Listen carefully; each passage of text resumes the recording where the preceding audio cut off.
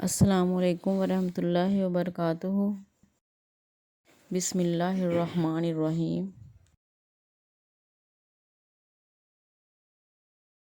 Today our topic is Venn diagram.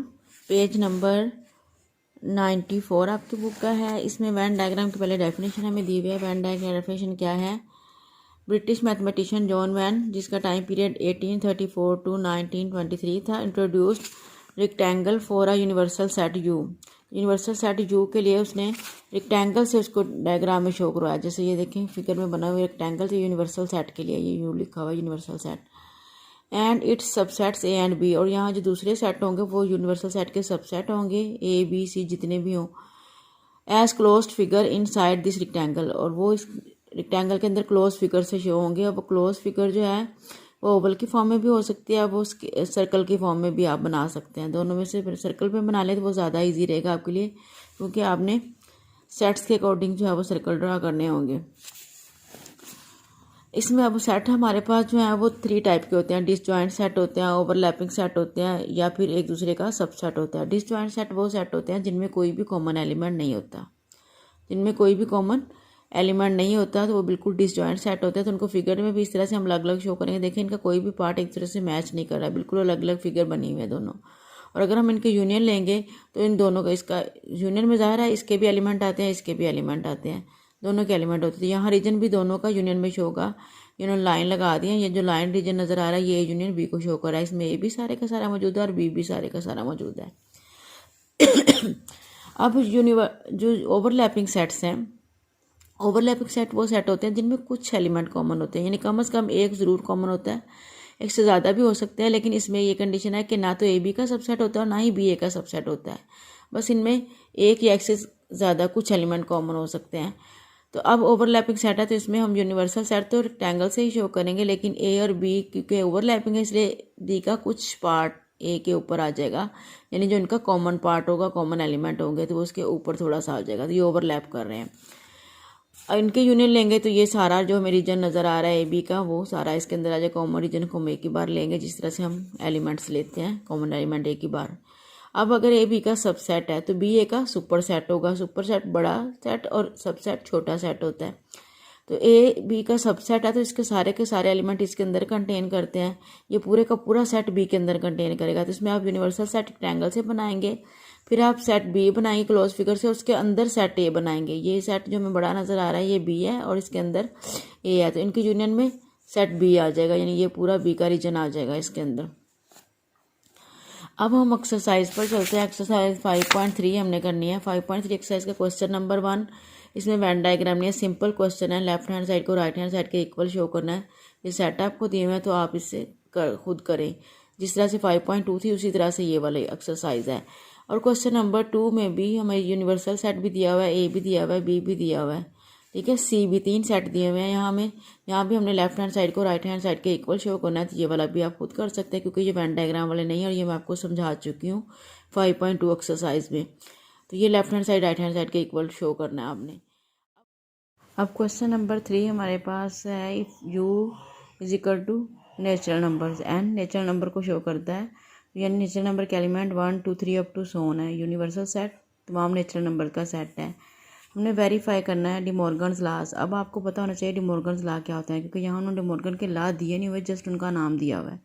तो आपने De Morgan's law हमारे पास होते हैं A union B whole complement is equal to A complement intersection B complement, और सेकेंड लॉ होता है A intersection B whole complement is equal to A complement union B complement. अब हमने पहले जो है ना वो दोनों लॉज हम लिखेंगे, फिर उनकी वेरिफिकेशन करेंगे। अब यहाँ ए हमें एम्प्टी सेट दिया हुआ है, ये फाई का साइन है तो इसका मतलब एम्प्टी सेट है। और B set of prime number है, बी प्राइम नंबर को शो करता है। प्राइम नंबर कौन से होते हैं? 2 3 5 7, 7 के बाद 11 अप टू सोन, यानी जो अपने अलावा किसी और पर डिवाइड नहीं होते वो प्राइम नंबर होते हैं। और याद रखना 1 प्राइम नंबर नहीं होता। अब सबसे पहले आप ये सेट लिखेंगे कि हमारे पास ए के यू के एलिमेंट क्या है, ए के एलिमेंट क्या है और बी के एलिमेंट क्या है।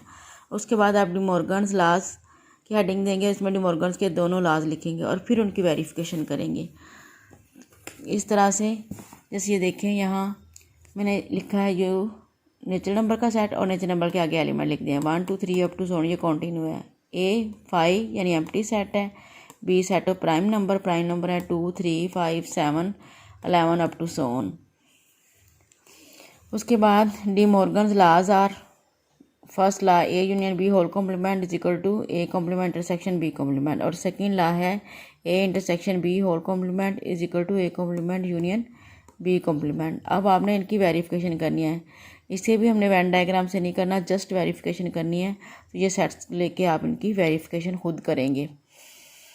आज आपके क्वेश्चन नंबर 3 तक आपने खुद करना है, और क्वेश्चन नंबर 4 का मैं आपको एक पार्ट कराऊँ। क्वेश्चन नंबर 4 हमारे पास है, ये हमें यूनिवर्सल सेट दिया हुआ है 1 से लेकर 10 तक। ये सेट ए हमें दिया हुआ है, ये बी दिया हुआ है।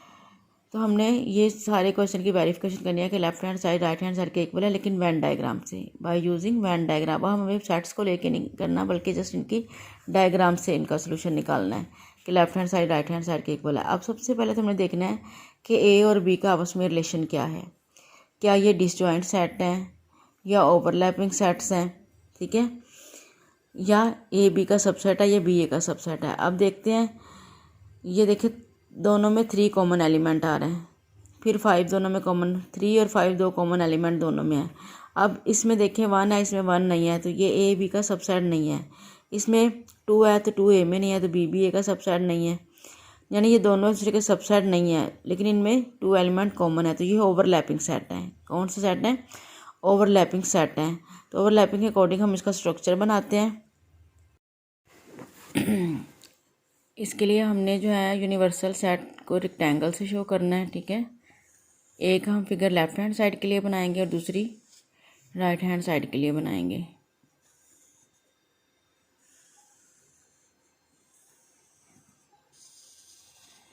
ये दोनों रेक्टेंगल आपने सेम मेजरमेंट की बनानी है, ठीक है।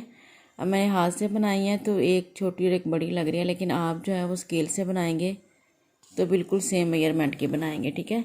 ये हम लेफ्ट हैंड साइड के लिए फिगर हमारे पास ए डिफरेंस बी का यहाँ हम रीजन शो करेंगे, और यहाँ हम ए इंटरसेक्शन बी कॉम्प्लीमेंट का रीजन शो करेंगे।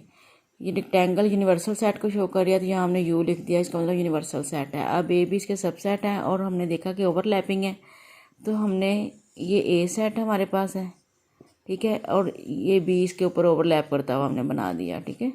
ये ओवरलैपिंग है। इसी तरह से इधर भी सेम ये स्ट्रक्चर बनेगा।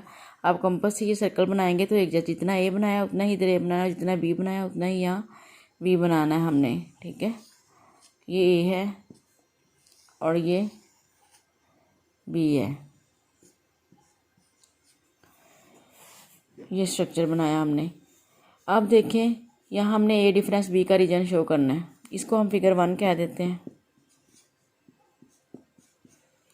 पूरा मैंने वर्ड नहीं लिखा तो आगे मैंने डॉट लगा दिया, ठीक है। इसको हम फिगर 2 कह देते हैं। अब इसमें हमने ए डिफरेंस बी का रीजन बताना है, तो ए डिफरेंस बी का मतलब है कि ए का रीजन लेना है, बी का हमने रीजन नहीं है, क्योंकि डिफरेंस के बाद वाला हम रीजन नहीं लेते। इसका मतलब ये सेट इसमें से निकल गया, ख़त्म हो गया। सिर्फ ए का हमने लेना है, बाकी का रीजन जो बी का रीजन ए में आएगा वो भी नहीं लेंगे। अब मैं क्या करती हूँ, जो ए डिफरेंस बी का रीजन आ रहा है मैं उसमें लाइंस लगा देती हूँ। ये देखें, इस तरह से हमने लाइंस लगा दी। अब हम ये रीजन नहीं ए का लेंगे, क्यों कि ये बी का भी रीजन है, तो ये ए डिफरेंस बी का रीजन आ गया। अब इसके लिए हम यहाँ नीचे लिखेंगे भी इन फिगर 1। अब ये इन फिगर 1 आप मार्कर से लिखेंगे, ठीक है। फिगर 1 में कौन सा रीजन है? Line region. Line region shows A difference B. अब हमने लेफ्ट हैंड साइड का रीजन शो करा दिया। अब हम राइट साइड की तरफ आते हैं। राइट साइड पे देखो ए के साथ इंटरसेक्शन है बी कॉम्प्लीमेंट का, तो पहले हमने देखना है कि बी कॉम्प्लीमेंट का कौन सा रीजन बनता है। तो हम ऐसा करते हैं, जो बी कॉम्प्लीमेंट का रीजन है उसमें डॉट लगा देते हैं। अब बी कॉम्प्लीमेंट का रीजन क्या होता है? U difference B. U difference B, B complement का मतलब ये होता है, ये देखिए बी कॉम्प्लीमेंट जो होता है ये होता है यू डिफरेंस बी। इसका मतलब हमने यू का रीजन लेना है, बी का कोई रीजन नहीं लेना। डिफरेंस के बाद वाला रीजन नहीं लेंगे, बाकी का यू का रीजन लेंगे, ठीक है। बी कॉम्प्लीमेंट का मतलब यू डिफरेंस बी। तो अब हमने यहाँ देखिए ये पूरा रेक्टेंगल जो है वो यू का रीजन है। ये जो हमें बी जिसमें नज़र आ रहा है सेकंड में, ये बी का रीजन है। इस रीजन के अलावा बाकी जो हमें रीजन जितना भी है उसमें ए है नहीं है, हमने उसको नहीं देखना, हमने जस्ट बी और यू को देखना है।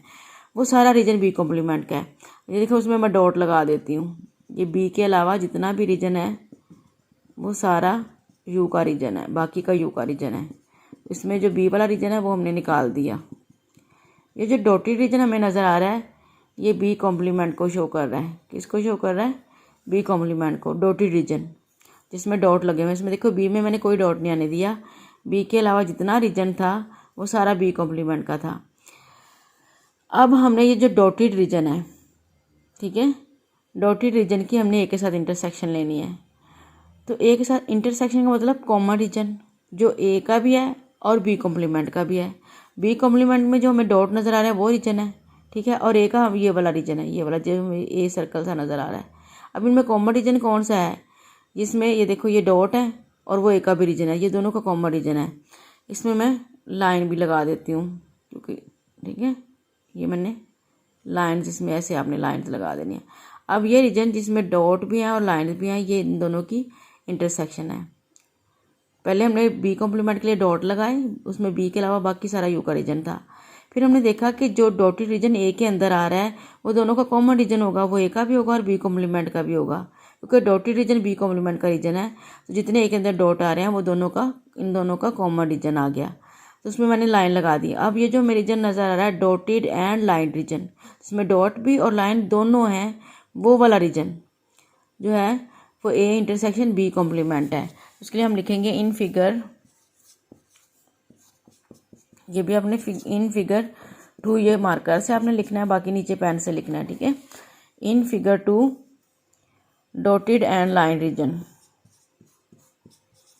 Dotted and line region shows A intersection B complement। ये अब देखो अगर हम यहाँ ऑब्जर्व करें तो A इंटरसेक्शन B कॉम्प्लीमेंट का जो रीजन है वही सेम इस तरफ A डिफरेंस B का रीजन है। ये देखें सेम यही रीजन है, दोनों में सेम। तो हम लिखेंगे that is the same region shows A difference B and A intersection B complement. नीचे दैट इज आपने यहाँ मार्कर से लिखना है इसको, दैट इज को मार्कर से, उसके बाद बाकी पेन से। That is the same region show A difference B and A intersection B complement. thus A difference B is equal to है A इंटरसेक्शन B कॉम्प्लीमेंट। हमने प्रूफ कर दिया, ठीक है, पूरे का पूरा हमने यहाँ प्रूफ कर दिया इसका।